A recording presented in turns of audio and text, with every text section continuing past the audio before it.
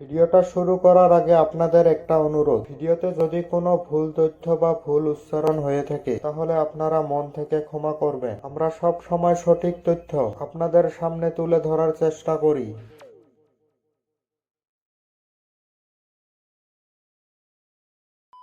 যে শিক্ষক ছাত্রছাত্রীদের আলোর পথ দেখানোর কথা, সেই শিক্ষককে যদি শ্রেণীকক্ষের অত্যাচারের জায়গায় পরিণত করে, এই ঘটনাটি এক লজ্জায় ফেলে দেওয়া ঘটনা এবং হৃদয় কাঁপানো ঘটনা সামনে এসেছে আসামের চরাইদেও জেলা থেকে। চরাইদেও জেলার মাথুরাপুর বাগিচা প্রাথমিক বিদ্যালয়ে ঘটেছে এই অমানবিক ঘটনা। বিদ্যালয়ের এক শিক্ষক ছোট ছোট ছাত্রছাত্রীদের এতটাই নির্মমভাবে মারধর করছেন যে পুরো আসাম জুড়ে এখন প্রতিবাদের ঝড় উঠছে। শুধু মারধর নয়, এমনকি একটি শিশুকে জানালার বাইরে দিয়ে ফেলে দেওয়ার চেষ্টা করা হয়েছে। পুরো ঘটনাটি ধরা পড়েছে শ্রেণীকক্ষে লাগানো সিসিটিভি ক্যামেরায়। শিশু সুরক্ষা এবং শিক্ষা অধিকারের আইনকে বুড়ো আঙ্গুলে দেখিয়ে এইভাবে ছাত্রদের ওপর নির্যাতনের ঘটনায় সবাই হতবাক হয়ে পড়েছে।